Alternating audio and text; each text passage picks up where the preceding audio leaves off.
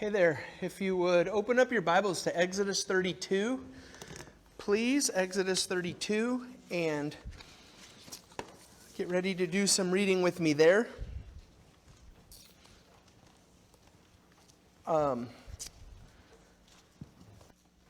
So let me tell you what I've got for us tonight.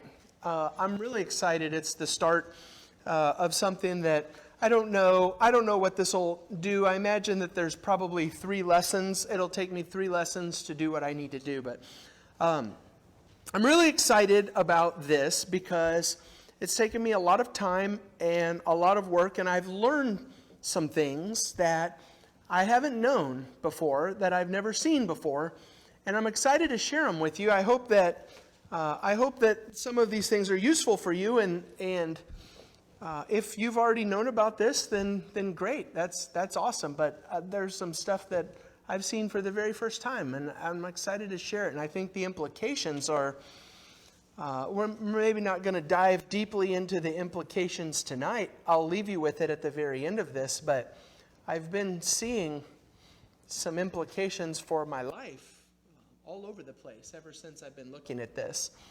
So on the left of the screen here, there's a book cover. It's called We Become What We Worship by G.K. Beale. I just finished this book not too long ago. It's a really good book. I would not probably go out and buy it. I liked it. It's fine. I just doubt probably it's almost like reading an encyclopedia.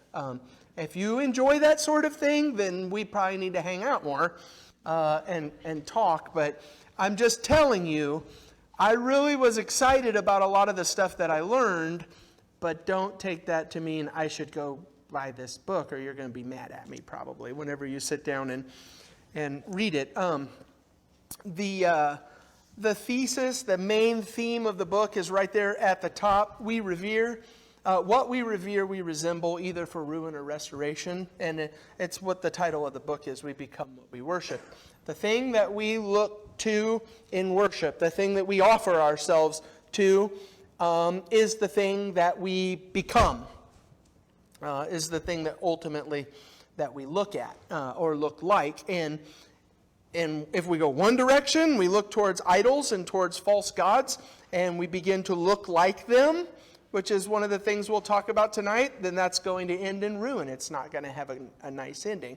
Versus if we look to God, if we worship God, we begin to reflect Him and look like Him, and it ends in restoration. So let me just throw this up here for you if you want to see just basically the main idea of this book and to see kind of where I'm going to be going with some of these things. This is how Beale starts. We will look at a number of examples whereby idols are described in a certain way, and then those who worship the idols are described precisely in the same manner. So just one example, because we're not going to look at this one tonight. In Isaiah chapter 6, you can imagine an idol. Imagine a little statue with an idol, and it's got eyes. It's a person. It's a statue of a person. And in Isaiah chapter 6, what God tells Isaiah to do is to go and to preach and to do this, to make his listeners like this, with eyes to see, they cannot see, with ears to hear, they cannot hear, with mouths to speak, they cannot speak. And what he's doing is he's saying, you people who bow down to this statue with eyes and ears and a mouth, you have become like the thing that you worship. You have eyes like the stone statue, but you can't see like the stone statue.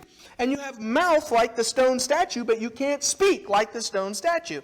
It's the basic idea of what he's getting at in all of these examples throughout this book. Tonight we're just going to look at one.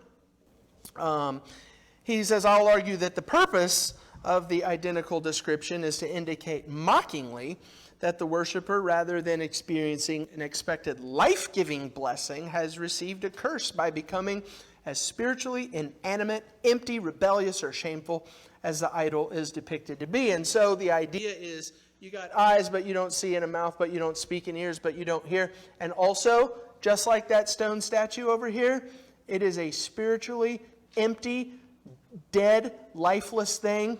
Guess what you are when you worship it? A spiritually dead, empty, lifeless thing. The title of the book, We Become What We Worship. Here's what we're going to do tonight. We're going to look at the golden calf in Exodus 32 tonight. And so here's the main idea of that. When the first generation of Israel worshiped the golden calf, Moses describes them in a manner that sounds like they are behaving, like they are being portrayed as wild calves or untrained cows. And this is the thing that I've never seen before. I don't know if I should be embarrassed by that or not, but let's just start in Exodus chapter 32 and verses 1 through 6. There's a couple of things that this might be a little bit of a rabbit trail on this first point, but it's as bad as you think Exodus 32 is with the golden calf, it's way worse than whatever you're thinking it is in your head right now. Verse 1. When the people saw that Moses delayed to come down from the mountain, the people gathered themselves together to Aaron and said to him, "Make us gods who shall go up before us. As for this Moses, the man who brought us up out of the land of Egypt, we do not know what has become of him." So Aaron said to them, "Take off the rings of gold that are in the ears of your wives, your sons, and your daughters, and bring them to me." So that all the people took off the rings of gold that were in their ears and brought them to Aaron. And he received the gold from their hand and fashioned it with a graving tool and made a golden calf. And they said, "These are your gods, O Israel, who brought you up out of the land of Egypt." When Aaron saw this, he built an altar before it. And Aaron made a proclamation and said, "Tomorrow shall be a feast to the Lord." And they rose up early the next day and offered burnt offerings and brought peace offerings. And the people sat down to eat and drink and rose up to play. Question number one, as we think about this. I think that this is going to help later on. So just follow me for just a second. But go to Genesis chapter 15. As you're turning over to Genesis chapter 15, do you happen to remember where the Exodus generation got all the gold and all the jewelry that they took out of their ears? Remember, they were slaves coming out of Egypt. Where did they get all of this gold and all of this jewelry? And there's a huge history of this leading up to the Exodus. If you want to start in Genesis chapter 15 and let's just say in verse 13, this is where God is making his promise to Abraham. The Lord said to Abram, "Know for certain that your offspring will be sojourners in a land that is not theirs and will be their servants." So Abraham, I'm going to make this great promise to you, and you're going to have a great big family, but your family is going to go and they're going to be sojourners in a land that's not theirs. That's eventually going to be in Egypt, when they're slaves in Egypt. "And they will be afflicted for 400 years, but I will bring judgment on the nation that they serve, and afterwards they shall come out with great possessions." Now the thing that I want you to notice about this is that God says to Abraham, "I'm going to give your family," the Jewish people, "I'm going to give your family these great many possessions." But at the same time that God is blessing and heaping his blessings on the Jewish people, he's judging the Egyptians for their sin. And that's what you see about the Exodus over and over again. They are being judged. The gods of Egypt are being judged. And so here is Egypt and their sin, and their judgment and their punishment is, "I'm taking all your stuff away." And at the same time that he's judging Egypt, he's blessing the Jewish people, Israel, and giving them the Egyptians' stuff. Look over at Exodus chapter 3. Whenever we finally get into the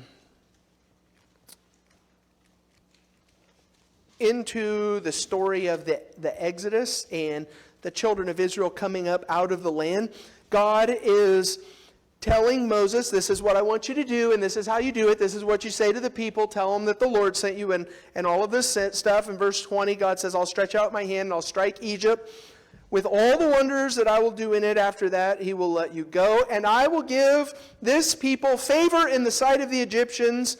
And when you go, you shall not go empty, but each woman shall ask of her neighbor and any woman who lives in her house for silver and gold jewelry and for clothing, and you shall put them on your sons and your daughters. You shall plunder the Egyptians. And so the idea is I'm judging the Egyptians, I'm taking their stuff away because they worship these false gods, and I'm giving it to you. Look over at Exodus 12. Just maybe a couple more passages on this, and we'll get to the point, maybe. In Exodus chapter 12, this is the last plague, the Passover, when the death angel passed over the firstborn of the Egyptians, but it did not pass over the Egyptians. And so, let's see, let's start in verse 35. The people of Israel had also done as Moses told them, for they had asked the Egyptians for silver and gold jewelry and for clothing, and the Lord had given the people favor in the sight of the Egyptians, so that they let them have what they asked. Thus they plundered the Egyptians. And so here comes this slave nation group of people after God has judged the Egyptians for their worship of false gods, and they're coming out with lots of stuff, gold and silver and all kinds of things. And if you will go over to Exodus chapter 25, I think this is what really makes this story super bad. I think what God was doing in all of this was making preparation for the Jewish people to build his stuff. This is how you're going to build my ark. This is how you're going to build the golden lampstand and the table of showbread. And so in Exodus 25 and verse 1, this is Moses saying, speak to the people of Israel that they take for me a contribution from every man whose heart moves him.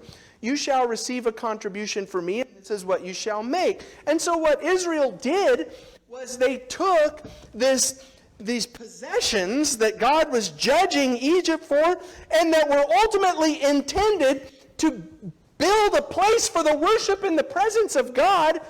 And they got nervous that what Moses was gone for 40 days, and they said, oh, hey, let's take this stuff that God blessed us with and melt it down in a fire and turn it into something to worship.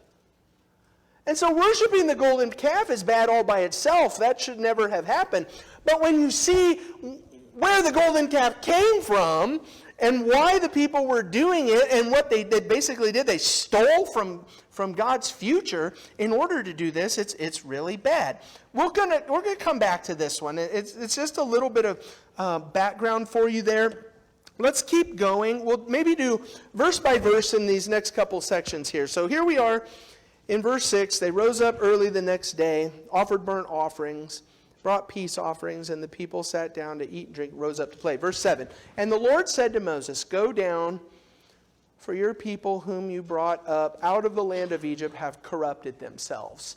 That is maybe the theme of this whole section. When the people of Israel chose to worship something that was not God, or to worship God through this condemned way, through this idol, the main theme of this whole section is that the people have corrupted themselves. You're ruined.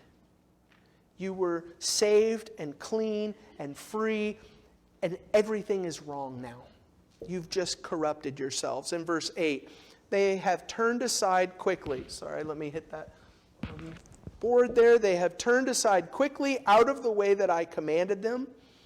They have made for themselves a golden calf and have worshipped it and sacrificed to it and said, these are your gods, O Israel, who brought you up out of the land of Egypt.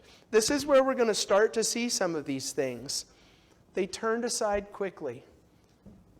This is the part that I didn't realize. Chad, I don't know, you're maybe the only animal/livestock person in this room. This is cow language, what the people did. They turned aside quickly. And you'll see this very first one and you'll say, okay, Ryan, that's kind of a stretch. Stick with me. Just stick with me on this. But imagine here is an animal that's being led. The animal is being pulled along a cow. Imagine Israel as a cow or a calf or something. And God is pulling this cow along, and the cow is turned aside quickly. It's gone astray. Keep going with me here. In chapter 32, where are we? In verse 9. The Lord said to Moses, I have seen this people, and behold, it is a stiff-necked people. That's cow language. You want to worship a cow? You're going to be like a cow. You're a stiff-necked person. And so I came at this whole idea as I started learning about this. I came at this in a very skeptical way, and I thought, okay, maybe we're stretching. So what I did was I said, I want to look into independent commentaries from what I'm reading about right now, and I want to see what some of these different commentaries have to say about this description, stiff-necked. What does it mean to be stiff-necked? And this is just one that I ran across of many. This is Alan Cole. The phrase, common in the Bible, is a farmer's metaphor of an ox or a horse that will not respond to a rope when tugged. So Israel has worshipped a cow, and they've become stiff-necked, which is a way that you describe a rebellious and stubborn cow. Let's keep going. As you look into verse 10, now therefore, this is what God says to Moses, now therefore let me alone, that my wrath may burn hot against them, and I may consume them in order that I make you a great nation. So God's response to the people melting all their gold down and fashioning it into a cow is to say, here's my response. I am just burning hot mad at what you've done. And this language pops up again and again. Let's start in verse 15. Moses turned and went down from the mountain with the 2 tablets of the testimony in his hand, tablets that were written on both sides, on the front and the back. They were written. The tablets were the work of God, and the writing was the writing of God engraved on the tablets. When Joshua heard the noise of the people as they shouted, he said to Moses, there's noise of war in the camp. But he said, it is not the sound of shouting for victory, the sound of cry of defeat, but the sound of singing that I hear. And as soon as he came near the camp and saw the calf and the dancing, Moses' anger burned hot. And he threw the tablets out of his hand and broke them at the foot of the mountain. And he took the calf that they had made, and what did he do with it? He burned it with fire and ground it into powder and scattered it over the water and made the people of Israel drink it. And so I think you'll get what Israel did in verse 24 if you just look down here. This is what Aaron says, how the calf came to be. I said, let any who have gold take it off, and they gave it to me, and I threw it into the fire, and out came this calf. And so here's the picture. And this is why I started with the first point here. God has given the people all of this gold, and what the people did with the gold that God gave them, ultimately to serve Him and to build the tabernacle and the place of His presence, is they melted it down. They melted down the gold, the blessings that God gave them, in order to fashion for themselves this idol, this cow. And God's response is, I am so burning hot mad right now that I'm going to melt you down. And Moses comes down from the mountain and he says his anger is burning hot. And in fact, what he did is he burned the cow with fire and melted it and scattered everything all around, all over the place. Next. Oops, sorry, I forgot to put that one up there for you. In verse 25, the next one, when Moses saw that the people had broken loose, for Aaron had let them break loose to the derision of their enemies. Let me tell you something about the breaking loose. More cow language. The people broke loose. When I was a kid, I used to work in tobacco fields all year round. Every season, every stage of tobacco is what I did to make money and learn how to work. And the farmers that I worked for were constantly, we would be out there working, and they would get everybody together and say, come on, we got to go, the cows got out. And we'd have to leave the tobacco where we were going because the cows got out, and we all had to get around the cows, and shuttle the cows back into the gate where they were. And it wasn't always the farmers' cows who had got out that caused us to have to leave the tobacco fields. Sometimes it was we were just working in the field and you would look up and there was a cow walking down the road. And they would say, somebody's cows got out. And so we'd have to stop what we were doing and we'd have to shoo those cows back into the place where they were supposed to leave. And so at least this is one that I can sympathize with some. This is what the people of Israel did with their golden calf. They broke loose. And it says, in verse 25, it says that Aaron let them break loose. The cows have gotten wild. Israel worshipped a cow. They broke loose just like a cow. Listen to what the alternative is. In verse 26, Moses stood in the gate of the camp. And he said, who's on the Lord's side? Come to me. And all the sons of Levi gathered around him. So here's what God called Moses to do. He's going to stand in the gate and he's going to gather Israel back into the fence where they're supposed to be. Just like you do with a cow who broke loose. I'm not going to read this next section. This will just go on and on and on if we just read everything about this. But if you will look, especially verse 27, this is what Moses said to the sons of Levi. Thus says the Lord God of Israel, put your sword on your side, each of you go to and fro from the gate throughout the camp, and each of you kill his brother and his companion and his neighbor. The sons of Levi did according to the word of Moses. What do you do with a cow? What's the purpose of having a cow? You ultimately slaughter them. Israel chose to worship a cow, and the response is, you're going to be slaughtered just like a cow. And ultimately in verse 30, the next day Moses said to the people, you have sinned a great sin. And now I will go up to the Lord. Perhaps I can make atonement for your sin. So Moses returned to the Lord and said, alas, the people have sinned a great sin, and they have made for themselves gods of gold. But now if you will forgive their sin, but if not, please blot me out of your book that you have written. Verse 34. This is what God told Moses to do. Go and lead the people to the place about which I have spoken to you, and my angel will go before you.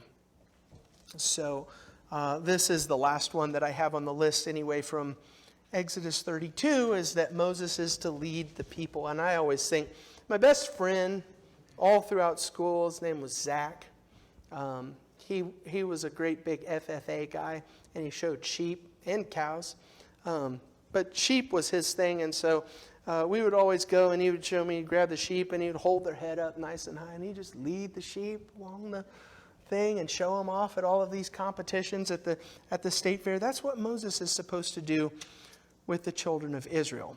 And so here's the bottom line. We're going to look at just a handful of other things to show this, but here's the bottom line. This is the theme of this book, and something that I think we're going to see pop up over and over and over again. You become what you worship. If you want to worship a cow that is rebellious and stiff-necked and stubborn and breaks loose and is ultimately lifeless, is going to be slaughtered, guess what you're going to be as an individual in the presence of God? You're going to be stubborn and rebellious and lifeless, just as spiritually lifeless as that cow of gold, and you're ultimately going to be slaughtered in the same way that a cow is going to be slaughtered. You will see the same language through so many of these different passages, and I'm not going to go here, but in Deuteronomy chapter 9, in verses 6 through 21, what Moses is doing is, the children of Israel have wandered in the wilderness for 40 years, and everybody died who was supposed to die, and they're getting ready to cross over and to go in and to take the promised land. And Moses here is retelling the history of what they've done for the last 40 years. And this section is them and the golden calf. And he describes the people as stubborn. In my English Standard Version, it says stubborn, which is really irritating to me, because it's the exact same word from Exodus 32. It should say stiff-necked. He says this is what Israel was. They are a stiff-necked group of people, just like a stubborn cow. He describes them as rebellious. He says they've acted corruptly. Remember, that was the first thing. You are a corrupted group of people. They've turned aside quickly from their way. And God's anger at the end of this. In fact, let's look at that one, because that one is I think, makes the point of burning mad and melting down. I think that you see that one a lot. In Deuteronomy chapter 9 and verse 15, let's see. So I turned and came down from the mountain, and the mountain was burning with fire. And the 2 tablets of the covenant were in my hands. In verse 21, if you jump down to that, then I took the sinful thing, the calf that you had made, and I burned it with fire. And I crushed it, grinding it very small, as fine as dust. And I threw the dust into the brook that ran down the mountain. Israel is described the same way as this rebellious cow. Let's go ahead and skip this one. Look at Psalm 106. There's only one verse that I want you to pay attention to here, so this one will not be such a big deal. Psalm 106.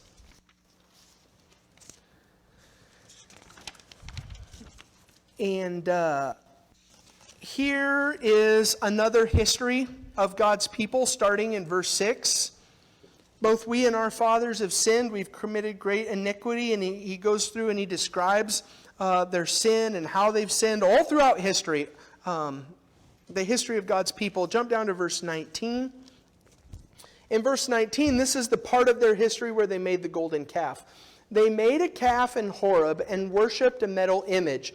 They exchanged the glory of God for the image of an ox that eats grass. Just a couple things about that. I don't remember what versions of the Bible have what. Oh, there, I wrote it down because I knew I wouldn't remember it. Every other version of the Bible does not say they exchanged the glory of God for the image of an ox that eats grass. It should say, this is a more literal treatment, they exchanged their glory for an ox that eats grass. If you remember what God did, He created Adam and Eve in the likeness and the image of God, and their purpose from the very beginning was to worship Him and to reflect His glory, and so man's glory is the glory of God. That's why the ESV did what they did. But whenever Psalm 106 is describing Israel and what Israel did in Exodus 32, is to say they took their glory that God made them in to reflect God and to reflect His glory. They took that and they exchanged it for an ox. So now they don't worship and reflect and look like God to the rest of the world. Now they worship and reflect a stupid, dumb cow.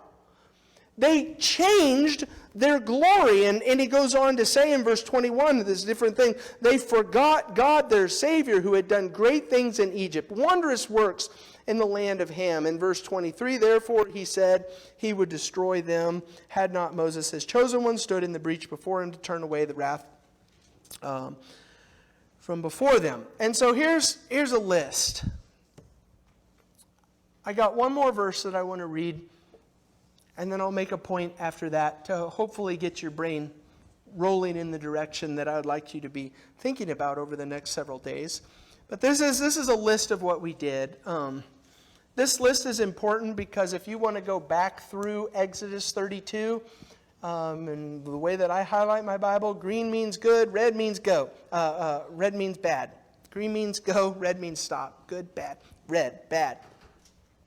I've gone through Exodus 32 and I highlighted all of these words red. Israel had become just like what they worshipped. Corrupt, they turned aside from the way, stiff-necked, broke loose. Moses called them and gathered them back. Moses led them just like you would lead an animal. They melted the Egyptian gold in fire to make a lifeless idol, and so God's response is to have this burning anger, and ultimately they're going to die for it. I've never seen that before, that they're described as what they worship. Look at Psalm 115, then we'll stop. Psalm 115.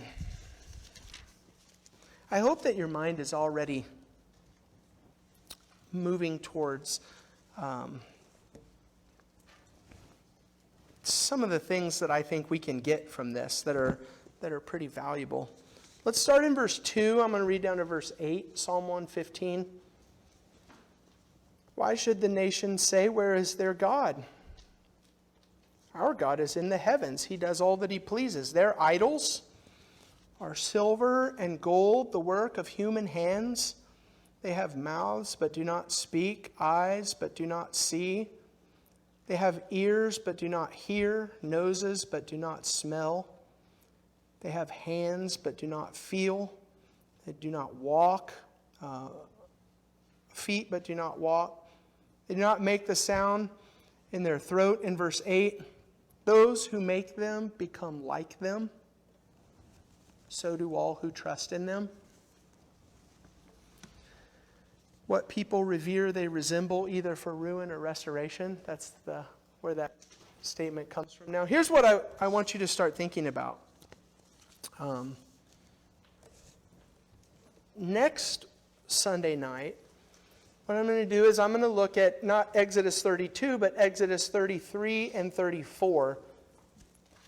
Just to give you a heads up, that's the chapter where Moses begins to reflect the glory of God, because he's in the presence of God and worshiping God, and where the people reflect a cow and look like a cow, Moses begins to reflect God and look like God, and there's lots of things that are helpful for us to know what we're supposed to be doing and how we reflect God. But this is what I want you to be thinking about with this idea of we become what we worship. Start thinking about the implications, would you? Start thinking about what this means for us. Remember what we've done over the last several weeks with idolatry?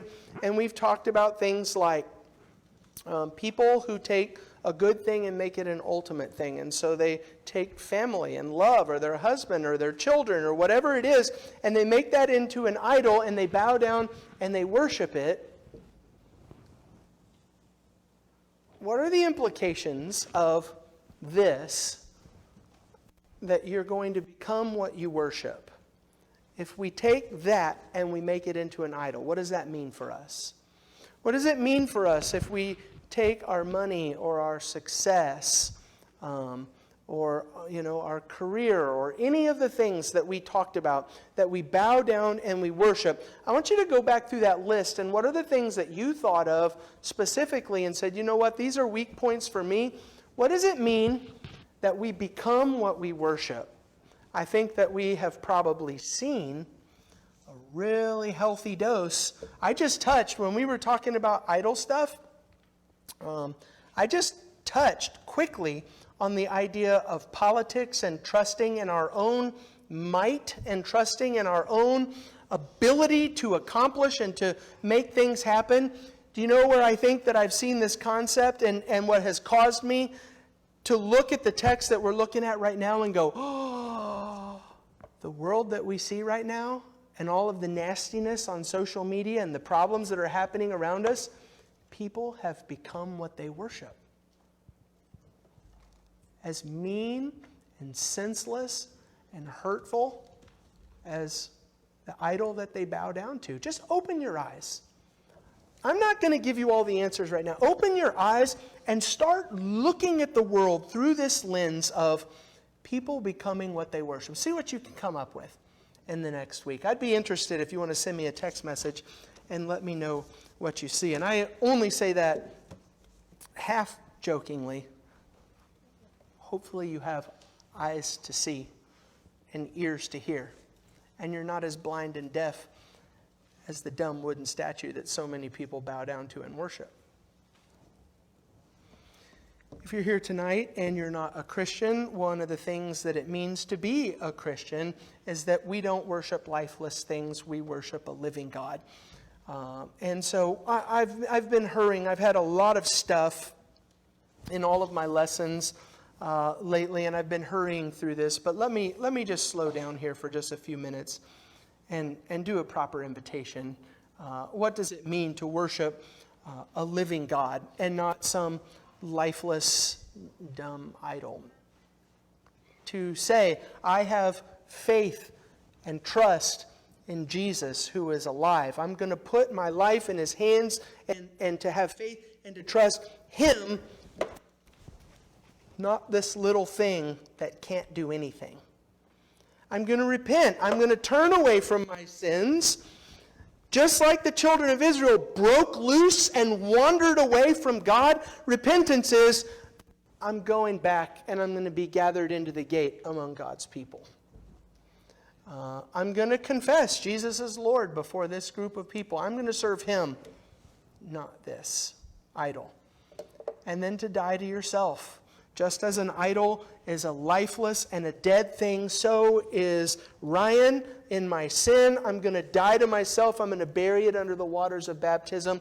And when I come up out of the waters of baptism, I'm going to walk in newness of life, worshiping and reflecting God, not the thing that I used to serve. We'll talk about that next week. If you're here tonight and you need to respond to this invitation,